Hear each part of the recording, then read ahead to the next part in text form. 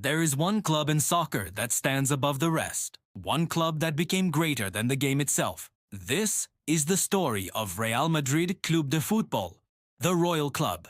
From dusty fields in 1902 to the blinding lights of Champions League glory, from the legendary Alfredo Di Stéfano to the phenom Jude Bellingham, this is the journey of the greatest football club on earth.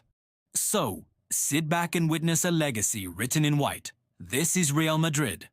It all began in 1902, when a group of young men in Madrid founded a team simply called Madrid Football Club. Their passion was pure, their ambitions humble. But in 1920, a royal decree from King Alfonso III changed everything. He granted them the title Real, meaning royal, and a legend was born. The club slowly rose through the Spanish leagues, building a reputation for its fighting spirit. But it was after the devastating Spanish Civil War that their true story began. A visionary named Santiago Bernabeu would step in and not just rebuild a club, but forge a football empire that the world had never seen. He had a dream to make Real Madrid the envy of the world, and he would stop at nothing to achieve it. Under President Bernabeu, the 1950s ushered in an era of immortals. He assembled a team that glittered with talent, a squad that would conquer Europe like no one before. At its heart was the incomparable Alfredo Di Stéfano, a complete footballer who could do it all. Alongside him were the thunderous left foot of Ferenc Puskás and the blistering pace of Francisco Gento. Together, they turned the beautiful game into an art form. Between 1956 and 1960, they achieved the unthinkable, winning 5 European Cups in a row, a record that still stands today, a monument to their unparalleled dominance. The 1960 final, a mesmerizing 7-3 victory over Eintracht Frankfurt, is still hailed as one of the most dazzling performances in football history. Real Madrid wasn't just a club anymore. It was power, it was dominance. It was the undisputed king of Europe. But every king has a rival. For Real Madrid, that rival was, is, and always will be FC Barcelona. What began as a simple sporting rivalry quickly evolved into something much deeper. A clash of cultures, of pride, of politics, and of footballing philosophy. El Clásico is far more than just a football match. It's a statement of identity. It's unbridled passion. At times, it feels like war. It's Madrid versus Barcelona. White versus blue and red. It's the establishment versus the rebellion. For 90 minutes, the world stops to watch these two titans battle for supremacy. A contest that defines Spanish football. Fast forward to the early 2000s, when a new president, Florentino Perez, unveiled a vision that would captivate the world. To bring together the best and most famous players on the planet, he called them Los Galácticos. He began by controversially signing Luis Figo from Barcelona, then added the genius of Zinedine Zidane, the explosive goal-scoring of Ronaldo Nazario, and the global icon David Beckham.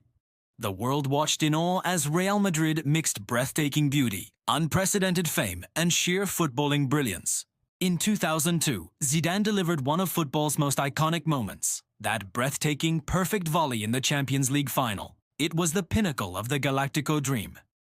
But with all the glamour came chaos. Coaches were hired and fired, and trophies began to slip away. The project was flawed, but the aura of Real Madrid, the expectation of greatness, never faded. In 2009, Florentino Perez returned for a second term, and this time he brought a man who would redefine an entire era, Cristiano Ronaldo. The Portuguese superstar arrived for a world record fee, ready to restore Madrid to its throne. With the fiery José Mourinho as coach, Real regained its competitive fire, its edge. But it was under the calm leadership of Carlo Ancelotti, and later, club legend Zinedine Zidane, that they rediscovered their magical touch. The 2014 Champions League final, La Décima, the 10th title, 93rd minute.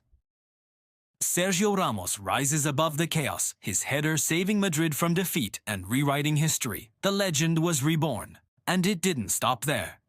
Between 2016 and 2018, Real conquered Europe again, winning 3 consecutive Champions League titles, a feat unheard of in the modern era. Cristiano Ronaldo, Gareth Bale, Luka Modrić, Toni Kroos, Karim Benzema, they were warriors in white, an unstoppable force. Real Madrid was, once again, the ultimate measure of greatness. When Cristiano Ronaldo left in 2018, many critics believed the magic was gone for good. They thought the dynasty was over, but under the masterful guidance of Carlo Ancelotti, Real Madrid proved that its spirit never dies. Karim Benzema stepped out of Ronaldo's shadow to become the world's best player, leading the line with grace and lethality. The timeless masters, Modrić and Kroos, continued to conduct the orchestra from midfield, and a new wave of stars emerged, ready to carry the torch. The electrifying Vinicius Jr., the clutch goal-scorer Rodrigo, and the unstoppable force of Jude Bellingham. The 2022 Champions League run was proof. Real did what only Real Madrid can, staging one impossible, heart-stopping comeback after another against PSG, Chelsea, and Manchester City. The king was never gone. He was simply waiting for his next crown. Real Madrid is more than a football club. It's a belief system. It's elegance under pressure. It's an obsession with victory. From Di Stéfano to Zidane, from Cristiano to Bellingham, every generation adds a new, glorious chapter to this royal story. Dressed in immaculate white, carried on the shoulders of millions of fans around the world, the message has never ever changed. Hala Madrid y nada más. The king of football, now and forever.